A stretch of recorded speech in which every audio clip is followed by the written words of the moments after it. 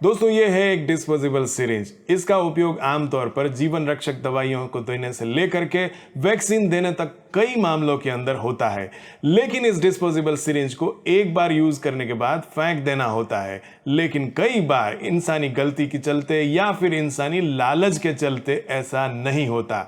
जब ऐसा नहीं होता तो खून से होने वाली या फैलने वाली कई बीमारियां हमें घेर लेती है। WHO के द्वारा हमें बताए गए आंकड़ों के मुताबिक हेपेटाइटिस बी, हेपेटाइटिस सी और HIV जैसे इन्फेक्शन ऐसे ही अनसेफ इंजेक्शन प्रैक्टिसेस के कारण फैलते रहते हैं। तो किस तरह से ये सुनिश्चित करें कि हम डिस्पोजेबल सिरिंज का केवल एक ही बार यूज कर पाएं?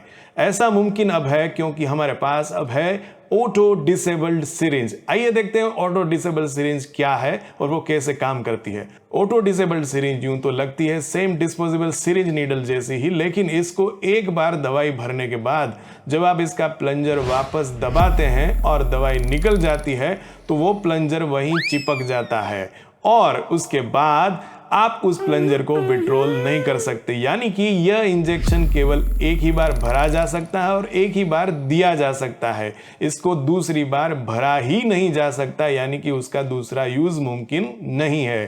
भारत सरकार के द्वारा सारे रसीकरण केंद्रों के ऊपर अब ये एडी सिरिंज का ही उपयोग किया जाता है, जिससे कि ये सुनिश्चित होता है कि आपको लगाए जाने वाले इंजेक्शन के अंदर सेफ इंजेक्शन प्रैक्टिसेस का ध्यान रखा जा रहा है। और माताओं एवं बहनों को इस कोर्स से अवश्य ही अवगत करवाएं।